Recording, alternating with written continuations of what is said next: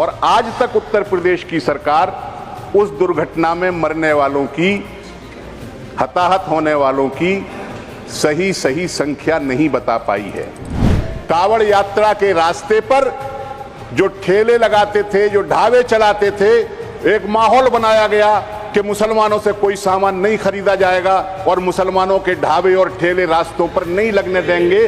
फलों की दुकानों पर, होटलों पर अपनी पहचान बताओ, आप कौन हो। अगर आप एक धर्म के हो तो हम आपसे खरीदेंगे, अगर आप हिंदू हो तो हम आपसे नहीं खरीदेंगे। फल वालों के ऊपर भी उनके नाम लिखवा करके उनकी धार्मिक पहचान उजागर की गई। सर, कुंभ के अंदर क्या माहौल बनाया गया?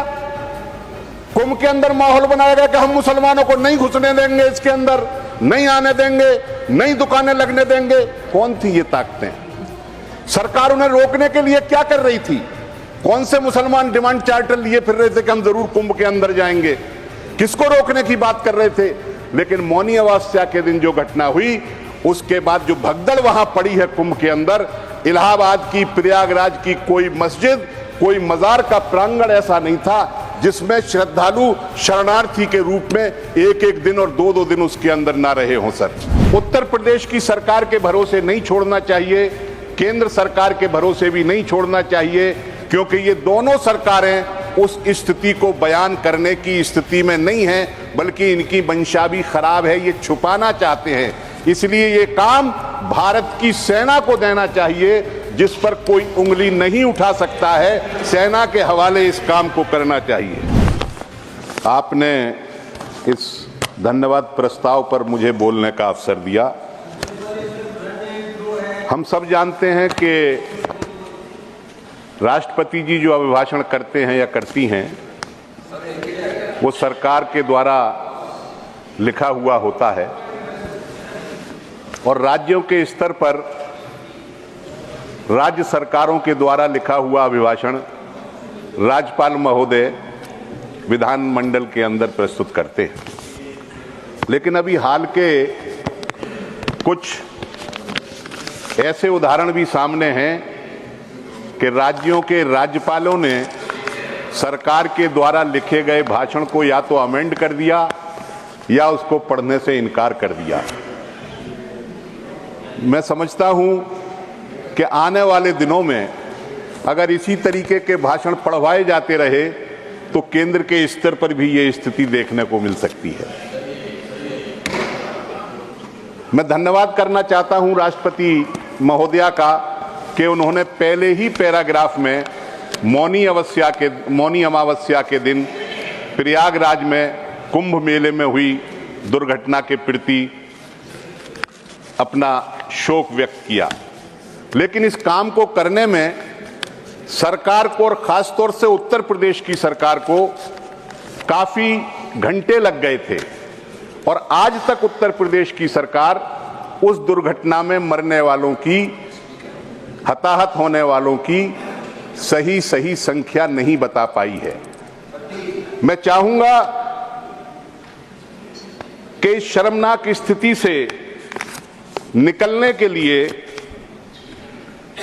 सरकार को कुंभ के अंदर जो स्थिति उत्पन्न हुई है उसकी जिम्मेदारी लेनी चाहिए। जिन परिवारों का जानी नुकसान हुआ है या जो लोग घायल हुए हैं उनकी मदद करनी चाहिए और जो मृतक हैं उनकी सही संख्या बतानी चाहिए। इस संख्या को हासिल करने के लिए सरकार एक सेंटर बना सकती है, एक वेबसाइट खोल सकती है, एक नंबर जारी कर सकती है कि जिनके लोग लापता हैं वो उस पर रिपोर्ट करें और एक सीमित समय के अंदर जिनका पता न चल पाए, जो लापता रहें, उन्हें मृत घोषित करके उनके परिवारों की आर्थिक मदद सरकार को करनी चाहिए। और मैं ये चाहता हूं कि ये काम उत्तर प्रदेश की सरकार के भरोसे नहीं छोड़ना चाहिए, केंद्र सरकार के भरोसे भी नहीं छोड़ना चाहिए, क्योंकि ये दोनों सरकारें उस स्थिति को बयान करने की स्थिति में नहीं है, बल्कि इनकी मंशा भी खराब है, ये छुपाना चाहते हैं। इसलिए ये काम भारत की सेना को देना चाहिए, जिस पर कोई उंगली नहीं उठा सकता है। सेना के हवाले इस काम को करना चाहिए। सरकार ऐसे आयोजनों के अंदर अपने दायित्वों का निर्वाह नहीं करती है, बल्कि जो शक्तियां विभाजन पैदा करना चाहती हैं समाज के अंदर, ऐसे आयोजनों को उनके हवाले कर देती है या उनके आगे सरेंडर कर देती है। अभी पिछले दिनों कांवड़ यात्रा निकली थी। कांवड़ यात्रा कोई आज से नहीं निकल रही, कोई साल 2 साल से नहीं निकल रही, सैकड़ों साल से, हजारों साल से, न जाने कब से कांवड़ यात्रा निकलती है। कांवड़ यात्रा के रास्ते पर जो ठेले लगाते थे, जो ढाबे चलाते थे, एक माहौल बनाया गया कि मुसलमानों से कोई सामान नहीं खरीदा जाएगा और मुसलमानों के ढाबे और ठेले रास्तों पर नहीं लगने देंगे। फलों की दुकानों पर, होटलों पर अपनी पहचान बताओ, आप कौन हो। अगर आप एक धर्म के हो तो हम आपसे खरीदेंगे, अगर आप हिंदू हो तो हम आपसे नहीं खरीदेंगे।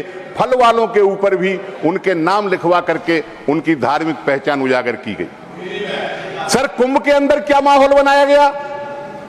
कुंभ के अंदर माहौल बनाया गया कि हम मुसलमानों को नहीं घुसने देंगे, इसके अंदर नहीं आने देंगे, नई दुकानें लगने देंगे। कौन थी ये ताकतें? सरकार उन्हें रोकने के लिए क्या कर रही थी? कौन से मुसलमान डिमांड चार्टर लिए फिर रहे थे कि हम जरूर कुंभ के अंदर जाएंगे? किसको रोकने की बात कर रहे थे? लेकिन मौनी अमावस्या के दिन जो घटना हुई, उसके बाद जो भगदड़ वहां पड़ी है कुंभ के अंदर, इलाहाबाद की, प्रयागराज की कोई मस्जिद, कोई मजार का प्रांगण ऐसा नहीं था जिसमें श्रद्धालु शरणार्थी के रूप में एक एक दिन और 2-2 दिन उसके अंदर ना रहे हों। सर, ऐसी स्थिति है कि हमारा समाज हिंदू मुस्लिम एकता का समाज है। इस समाज के अंदर अगर हिंदू मुस्लिम के नाम पर भेद किया जाएगा तो वो स्थिति अच्छी नहीं होगी। आखिरी बात मैं ये कहना चाहता हूं सर, बड़ा जल्दी हमारा समय आपने कर दिया सर। मैंने नहीं किया, समय अपने आप पूरा हुआ सर। हमसे कम मेंबर्स की मैंने रोका नहीं। आप आप जानते हैं कि राज्यपाल का पद संवैधानिक पद, उस पर टिप्पणी नहीं कर सकते आप। आपने किया, वो रिकॉर्ड में नहीं जाएगा। प्लीज आप बोले, खत्म करें। ऐसी कोई मैंने टिप्पणी नहीं की सर। आखिर में मैं ये कहना चाहता हूं कि हमारे समाज के अंदर एक बड़ा मसला बहुत दिनों से चल रहा है, आरक्षण का मसला। आरक्षण पर लगातार हमला हो रहा है और आरक्षित पदों की संख्याएं कम हो रही हैं। निजीकरण होने की वजह से जो नौकरियों की संख्या है वो भी कम हो रही है। हम ये चाहते हैं कि पिछड़े वर्गों की जो प्रतिनिधित्व है सरकारी नौकरियों में, वो आबादी के अनुपात में दिया जाए। इस संबंध में सर मैंने एक निजी विधेयक भी पेश किया था, लेकिन सरकार ने उस विधेयक को भी बुलडोज कर दिया और उसे कार्यसूची से हटा दिया।